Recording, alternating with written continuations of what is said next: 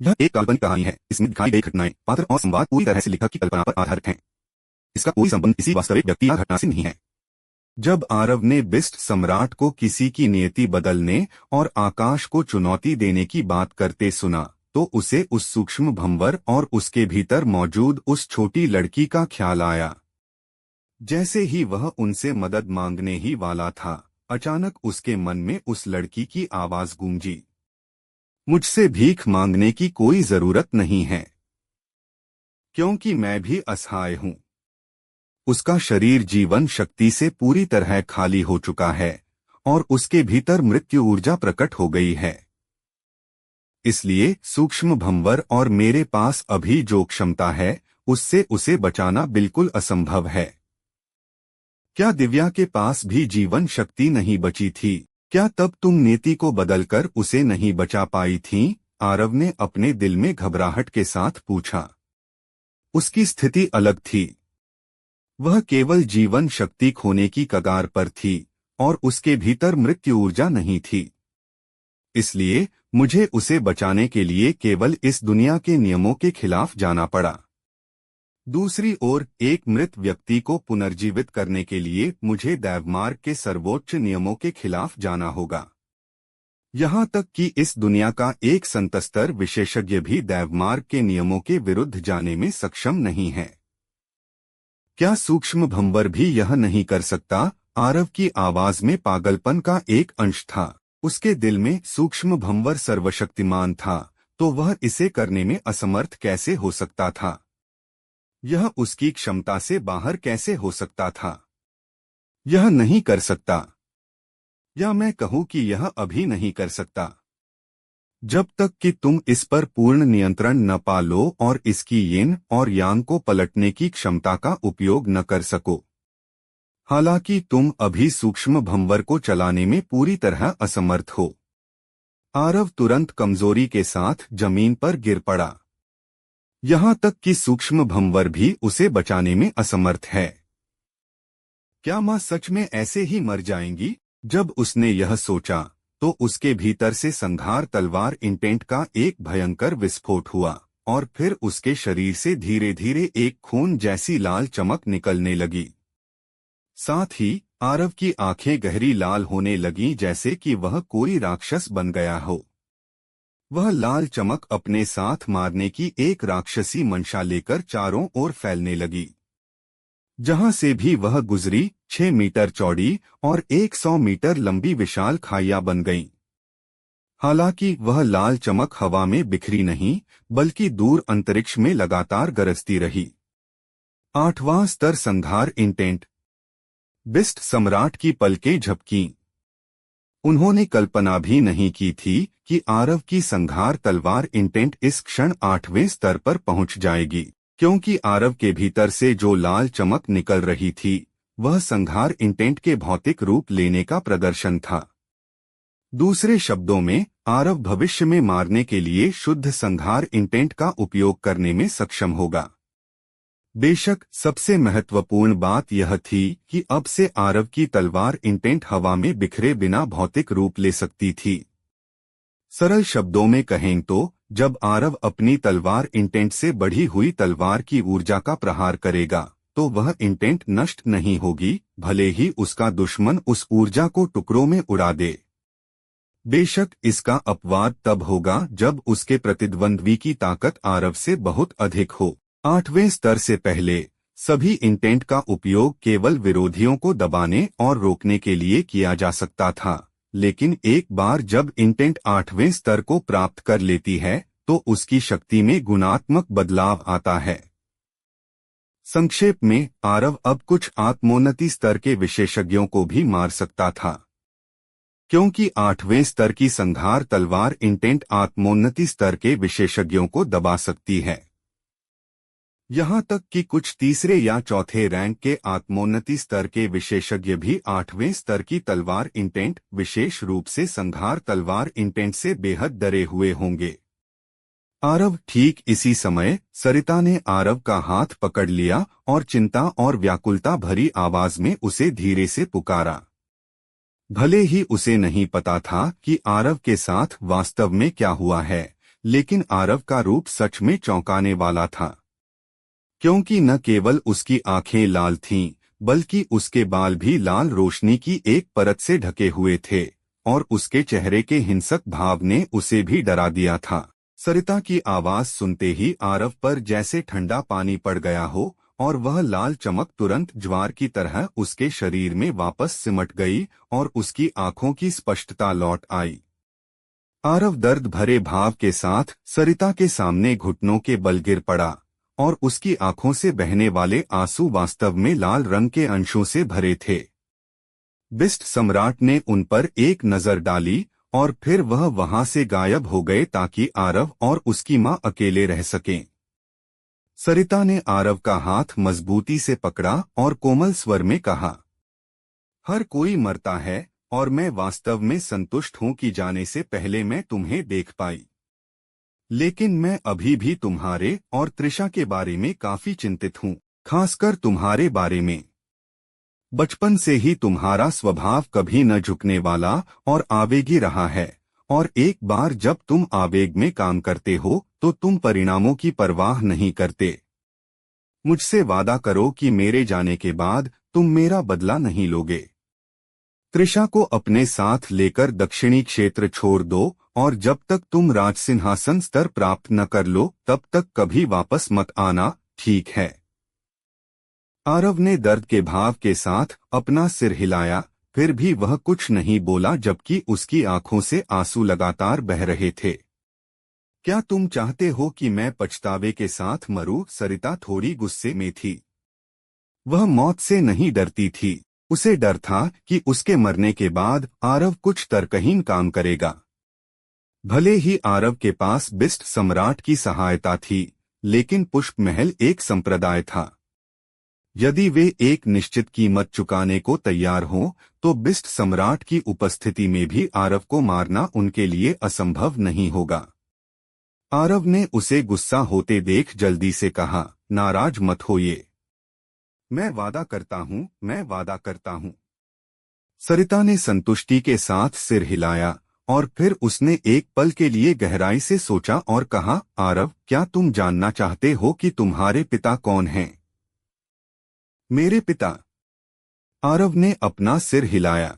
वह बोलने ही वाला था कि सरिता ने कहा, वह महाचिन साम्राज्य के 4 महान कुलों में से एक वज्रवंश की एक शाखा के शिष्य थे। मुझे पता है कि तुम उनसे नफरत करते हो, लेकिन अब इसकी जरूरत नहीं है, क्योंकि वे शायद मर चुके हैं। इन शब्दों को सुनकर आरव के दिल में कोई भावनात्मक प्रभाव नहीं पड़ा, क्योंकि बचपन के समय के अलावा समझदार होने के बाद उसने अपने तथाकथित पिता के बारे में कभी नहीं सोचा था। न केवल वह बल्कि त्रिशा भी वैसी ही थी। उन दोनों के लिए सिर्फ उनकी मां ही काफी थी। सरिता का इरादा उन चीजों के बारे में बात करने का नहीं था जो इतने सालों पहले हुई थीं। उसने दूर क्षितिज की ओर देखा और कुछ पल मौन रहने के बाद कहा, मैं हमेशा से पुष्प महल की शिष्या नहीं थी। मैं कभी मध्य क्षेत्र के एक गुप्त वंश में एक उपपत्नी की संतान थी। हर रात की कहानी, हर दिन का धमाका, सिर्फ स्टोरी हंगामा पर। तो अभी सब्सक्राइब करें और बेल आइकन दबाएं, क्योंकि अगली कहानी आप मिस ना कर पाए। मुझे वंश के एक प्रत्यक्ष वंशज द्वारा फंसाया गया और मध्य क्षेत्र छोड़ने के लिए मजबूर किया गया, इसलिए मैं दक्षिणी क्षेत्र में आ गई। मुझे कभी उम्मीद नहीं थी कि तब से 20 साल से ज्यादा समय बीत जाएगा। एक गुप्त वंश। मुझे कभी उम्मीद नहीं थी कि मां की वास्तव में ऐसी पृष्ठभूमि है। आरव ने कहा, मां, क्या आपके वंश में कोई ऐसा है जिसकी आप परवाह करती हैं? सरिता ने अपना सिर हिलाया, आरव पर एक नजर डाली और फिर थोड़ी देर झिझकने के बाद कहा, तुम्हारी नानी की एक इच्छा थी, और वह यह थी कि उनकी कब्र को वंश के पूर्वज हॉल में ले जाया जाए और वंश की स्वीकृति प्राप्त हो। दुर्भाग्य से मैं उनकी उस इच्छा को पूरा करने में कभी सक्षम नहीं हो पाऊंगी। मैं आपकी ओर से इसे पूरा करूंगा। आरव ने अपना सिर नीचे झुका लिया ताकि सरिता उसके क्रूर चेहरे को न देख सके, और वह धीमी आवाज में बोला, इस समय वह कैसे नहीं समझ पाता कि उसकी माँ उसे अपनी अंतिम विदाई दे रही थी। जब उसने यहाँ तक सोचा तो उसके भीतर की गूढ़ ऊर्जा और मारने की मंशा उबलने लगी और ऐसा लगा जैसे वह किसी भी क्षण फूट पड़ेगी। सरिता ने सिर हिलाया और कहा, तुम्हारी क्षमता के साथ तुम भविष्य में निश्चित रूप से एक विशेषज्ञ बनोगे। उस समय जब वंश को पता चलेगा कि तुम मेरे बेटे हो तो वे निश्चित रूप से तुम्हें पूर्वजों को स्वीकार करने और वंश में लौटने की अनुमति देंगे। यदि वह दिन वास्तव में आता है तो तुम स्वयं निर्णय ले सकते हो और तुम्हारा जो भी निर्णय होगा मैं उसके विरुद्ध नहीं रहूंगी। माँ, आप किस वंश से थीं? आरव स्वाभाविक रूप से उस वंश में शामिल होना नहीं चाहता था, क्योंकि उनकी बातचीत से ही उसे पता चल गया था कि उसकी माँ वास्तव में अपने उस तथाकथित वंश को नापसंद करती थी और शायद उसके मन में उस वंश के प्रति बहुत अधिक आक्रोश नहीं, नफरत थी। नरव्रत वंश मेरा मूल नाम शिरान था, लेकिन वह बहुत समय पहले की बात है। मुझे यह नाम सरिता ज्यादा पसंद है, सरिता ने धीरे से कहा। नरव्रत वंश? आरव स्तब्ध रह गया और बोला, वही नरव्रत वंश जिसकी पीढ़ियों से शौरन वंश के साथ दुश्मनी रही है। तुम्हें कैसे पता? सरिता चकित थी। यह वास्तव में कैसा संयोग है? आरव ने अपना सिर हिलाया और फिर उसने अपनी हथेली पलटी और सूक्ष्म भंवर के भीतर से दिव्या को बुलाया। दिव्या को अचानक यहाँ देखकर सरिता की आंखों में आश्चर्य और भी गहरा हो गया। आरव ने दिव्या का हाथ पकड़ा और कहा, यह मेरी पत्नी है, आपकी बहू, और वह शौरन वंश की सदस्य है। जब दिव्या सरिता से मिली तो वह थोड़ी शर्मा गई और आरव की बात सुनकर उसका चेहरा लाल हो गया। उसने शर्मिंदगी के साथ आरव की ओर देखा और फिर वह सरिता के पास गई और झुककर धीरे से बोली, माँ। भले ही उसकी आवाज बहुत धीमी थी, लेकिन वह बहुत स्पष्ट भी थी। सरिता दंग रह गई और फिर उसके चेहरे पर खुशी का भाव आ गया।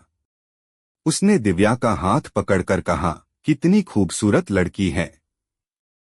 मेरा आरव बहुत भाग्यशाली है। भले ही वह नरव्रत वंश की सदस्य थी, उसने खुद को कभी वैसा नहीं माना था।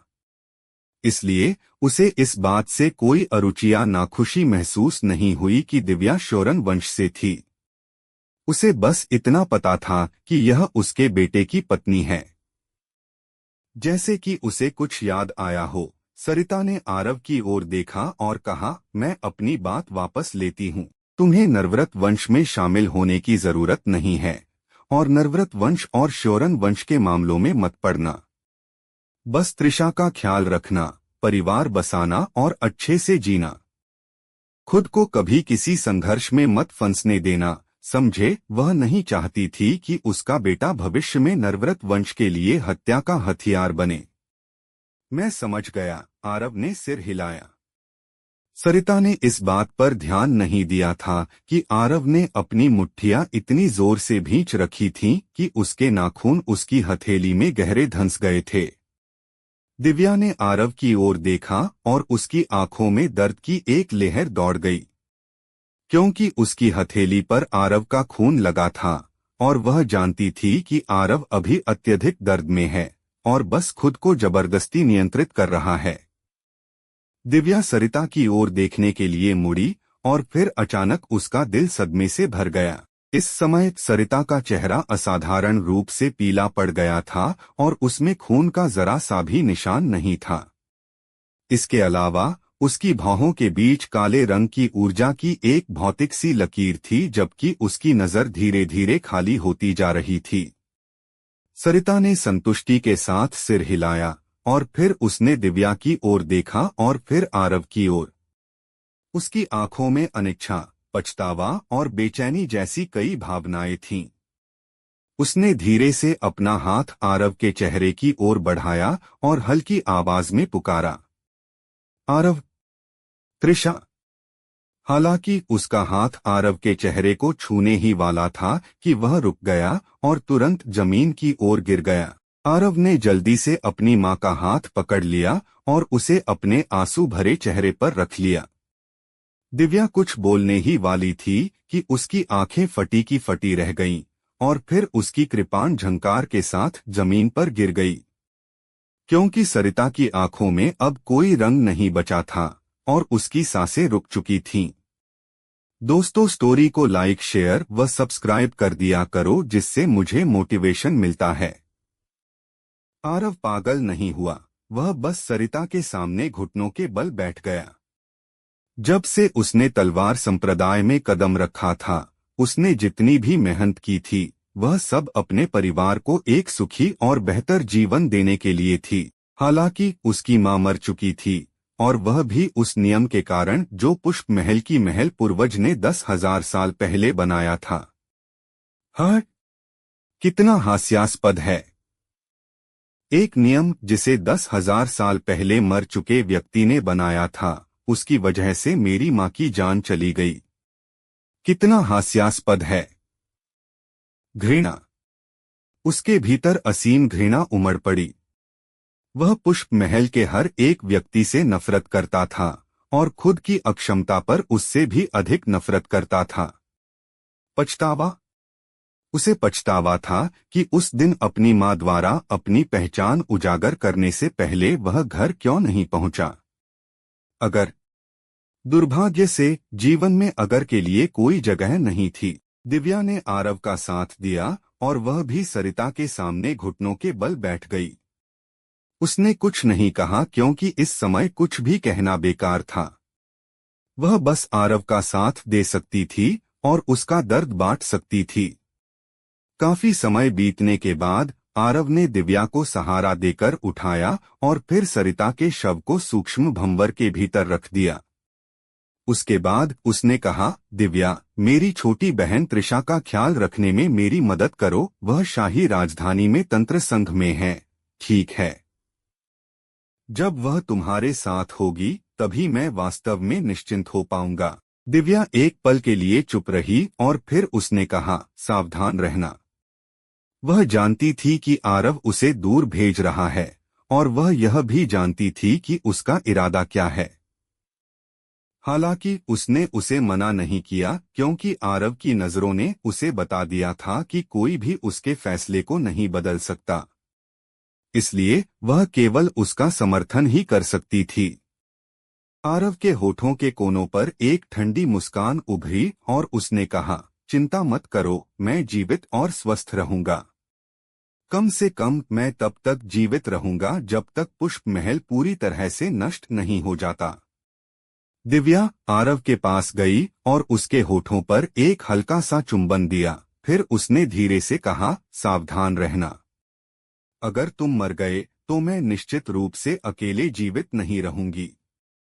इसलिए बस यह समझ लो कि तुम मेरे लिए नहीं मर सकते, समझे? जैसे ही उसने बोलना समाप्त किया, दिव्या की आकृति शाही राजधानी की ओर बिजली की गति से निकल गई। उसके जाने के बाद बिस्ट सम्राट आरव के सामने प्रकट हुआ। तुम्हारा इरादा पुष्प महल पर हमला करने का है? बिस्ट सम्राट ने धीमी आवाज में पूछा। मैं अपनी मां की मृत्यु का बदला कैसे नहीं ले सकता? आरव ने धीरे से अपनी आंखें बंद कर लीं, जबकि उसका संघार इंटेंट खुद ब खुद बाहर निकलने लगा और उसके आसपास की जमीन फटने लगी। बिस्ट सम्राट एक पल के लिए चुप रहा और फिर बोला, तुम्हारे पास जो प्राकृतिक प्रतिभा और क्षमता है उससे तुम 100 साल से भी कम समय में एक उंगली के इशारे से पुष्प महल को नष्ट कर दोगे। लेकिन अभी वे तुम्हें एक उंगली के इशारे से मिटा सकते हैं।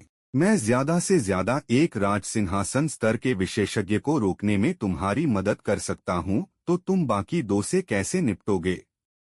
इसके अलावा मैंने अभी पुष्प महल में एक अत्यंत रहस्यमय आभा महसूस की है। मेरा अनुमान है कि पुष्प महल शायद कुछ बड़ी योजना बना रहा है, इसलिए अभी उनके साथ मौत की लड़ाई लड़ना वास्तव में उचित नहीं है। वरिष्ठ, आपको बस एक राज सिंहासन स्तर के विशेषज्ञ को रोकना है, बाकी मुझ पर छोड़ दें, आरव ने कहा। क्या तुम्हें अन्य विशेषज्ञों का समर्थन प्राप्त है?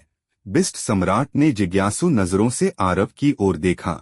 आरव ने बिस्ट सम्राट के प्रश्न का उत्तर नहीं दिया और कहा, पुष्प महल का अभी एक शक्तिशाली दुश्मन है और मेरे दुश्मन का दुश्मन मेरा दोस्त है। मुझे लगता है कि महाचिन साम्राज्य हमारे साथ हाथ मिलाने के लिए बहुत उत्सुक होगा। बिस्ट सम्राट ने आह भरी और कहा, इस तरह मेरा डार्क बिस्ट साम्राज्य वास्तव में तुमसे जुड़ जाएगा। बच्चे, मैं जानता हूं कि तुम एक वफादार व्यक्ति हो और मैं जानता हूं कि तुम आज मेरे डार्क बिस्ट साम्राज्य की मदद को याद रखोगे और मेरे डार्क बिस्ट साम्राज्य को धोखा नहीं दोगे। हालांकि दुनिया में सबसे चंचल चीज पुरुषों का दिल ही होता है। बच्चे, क्या मैं तुम पर भरोसा कर सकता हूँ? वरिष्ठ, क्या आपने पहले ही मुझ पर भरोसा नहीं किया है? आरव ने कहा। बिस्ट सम्राट हंसा और बोला, ठीक है बच्चे, मैं इस बार तुम्हारे साथ पागलपन करने को तैयार हूँ। बिस्ट सम्राट का उत्तर मिलने के बाद आरव वहां और नहीं रुका और उसने 9th नर्क तलवार पंख का उपयोग करते हुए एक छाया का रूप धारण किया और क्षितिज में ओझल हो गया। एक कुलीन व्यक्ति अपना बदला लेता है, भले ही उसमें 10 साल लग जाए। वह आरव कोई कुलीन व्यक्ति नहीं था और उसने उसी दिन बदला लेने का प्रयास किया जिस दिन शत्रुता बनी थी। उदयपुर नगर। उदयपुर नगर पुष्प महल के सबसे नजदीक का शहर था और यह वह शहर भी था जहां पुष्प महल के जागीरदारों का प्रभाव सबसे कम था। ललित सिंह और बलीश अपने साथ 3 लाख सैनिक लाए थे। 2 लाख पहले दिव्य स्तर पर थे, लगभग 90,000 राजा स्तर के थे और अंतिम 10,000 आत्मिक स्तर के विशेषज्ञ थे। इसके अलावा उनकी सेना में 30 से अधिक आत्मोन्नति स्तर के विशेषज्ञ भी थे। यह कहा जा सकता था कि महाचिन साम्राज्य ने पुष्प महल के लिए जो सैन्य शक्ति भेजी थी वह केवल आदित्य विद्यालय से कम थी। पुष्प महल की वर्तमान स्थिति क्या है? ललित सिंह ने उदयपुर नगर के भीतर अपने सामने खड़े एक आत्मोन्नति स्तर के अधिकारी से पूछा। बलीश ललित सिंह के साथ था और वहां 20 से अधिक आत्मोन्नति स्तर के विशेषज्ञ कुछ दूरी पर खड़े थे। प्रधानमंत्री, पुष्प महल ने कोई असामान्य कार्रवाई नहीं की है। आदित्य विद्यालय, भूत संप्रदाय, हिम महल और ब्राइटन मून संप्रदाय को हमारी सेनाओं ने घेर लिया है, इसलिए वे पुष्प महल की सहायता के लिए सेना भेजने में पूरी तरह असमर्थ हैं। मुझे लगता है कि हम हमला कर सकते हैं, अधिकारी ने गंभीर स्वर में कहा। ललित सिंह ने अपना सिर हिलाया और कहा, जितना अधिक यह शांत दिखता है उतनी ही मुझे बेचैनी महसूस होती है। हुआगू मूर्ख नहीं है। चूंकि उसने हमारे महाचिन साम्राज्य को हमला करने के लिए उकसाने का साहस किया है तो वे शायद हमारे साम्राज्य के खिलाफ साजिश रच रहे हैं।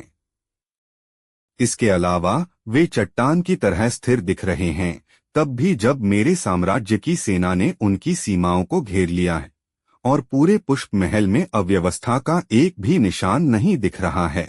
मेरा मानना है कि वे चाहते हैं कि हम उन पर हमला करें। प्रधानमंत्री, हम भी यहाँ बेकार नहीं बैठ सकते, एक अन्य अधिकारी ने कहा। बिल्कुल, बलीश ने सहमति में कहा। ललित सिंह ने अपना सिर हिलाया और कहा, निश्चित रूप से हम नहीं बैठेंगे। अगर मैं गलत नहीं हूँ तो मार्क्विस विहान, जो ब्राइटन मून संप्रदाय को घेरे हुए हैं, वह उसे जीतने की कगार पर होंगे, है ना? तभी उस क्षण अंतरिक्ष में हलचल हुई और वहां से एक आवाज आई, प्रधानमंत्री, स्थिति में बदलाव आया है। मार्क्विस विहान और उन सभी सेनाओं का विनाश हो गया जिन्हें वे ब्राइटन मून संप्रदाय ले गए थे और उनकी मृत्यु का कारण अज्ञात है। मैंने स्काउट्स भेजे थे लेकिन कोई वापस नहीं आया। यह सुनकर हॉल के भीतर मौजूद सभी के चेहरों के भाव बदल गए। आखिरकार विहान पहले रैंक के राजसिंहासन स्तर के विशेषज्ञ थे और वे अपने साथ 20 से अधिक आत्मोन्नति स्तर के विशेषज्ञों और 20,000 से अधिक सैनिकों को ले गए थे। तो ब्राइटन मून संप्रदाय संभवतः उन्हें कैसे नष्ट कर सकता था?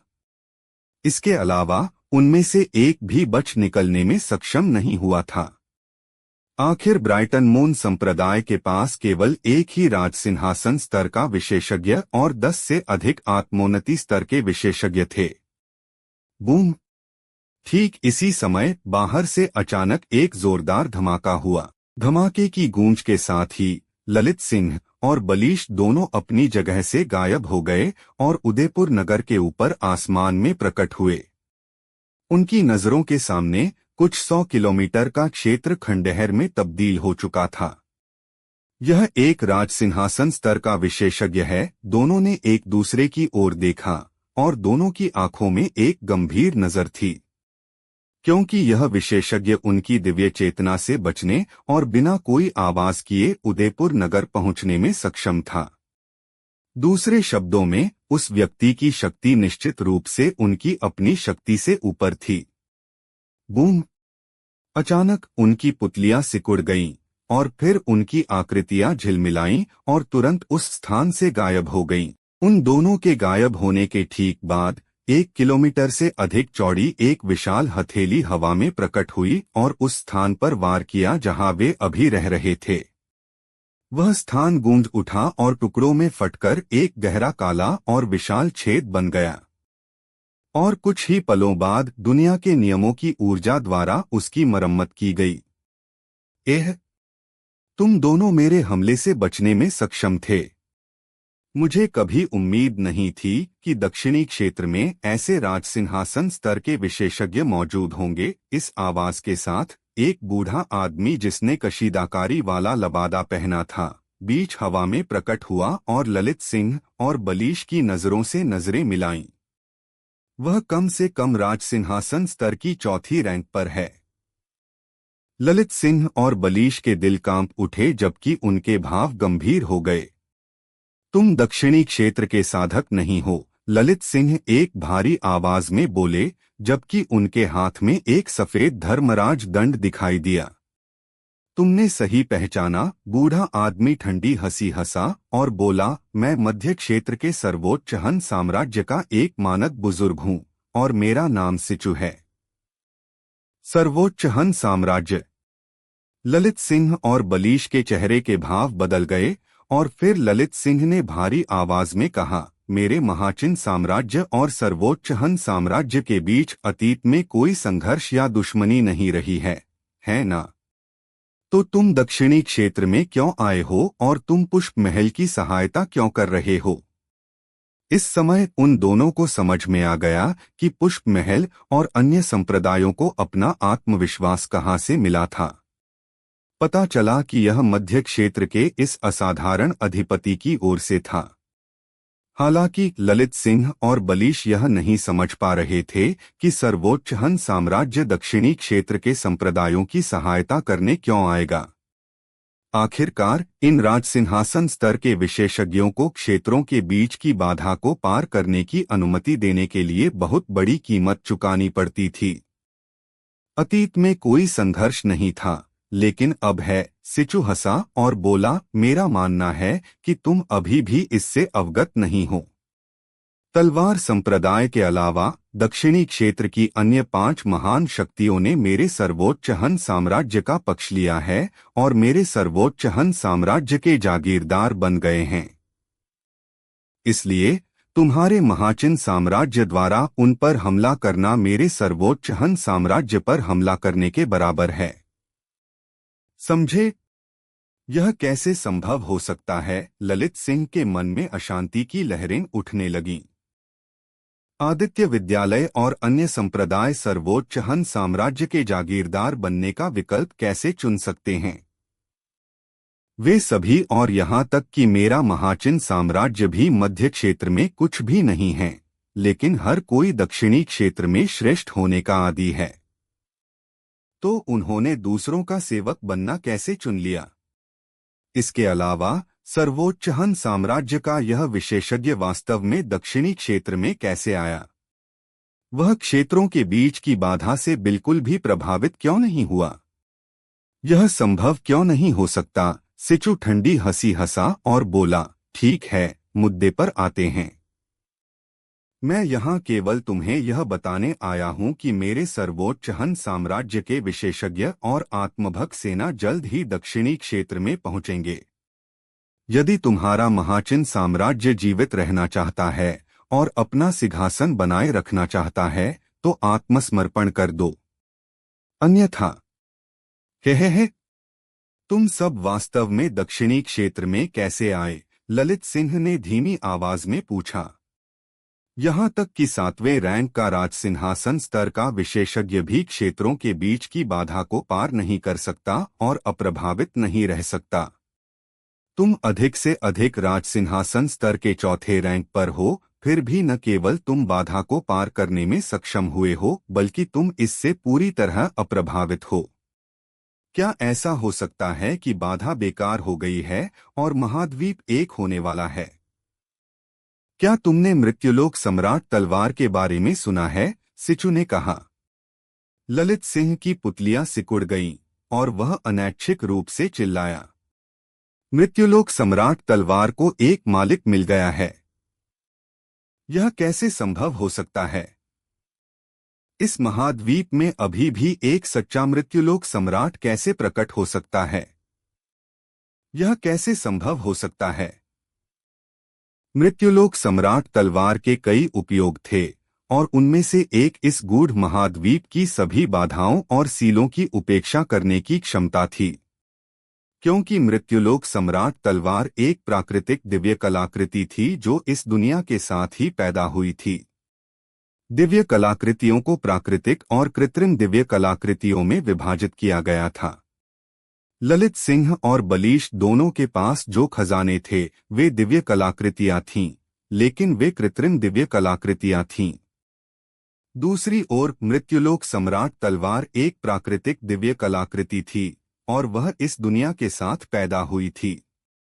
अब क्या होने वाला है आगे सुनते रहिए सर्वशक्तिमान हमारे चैनल स्टोरी हंगामा पर।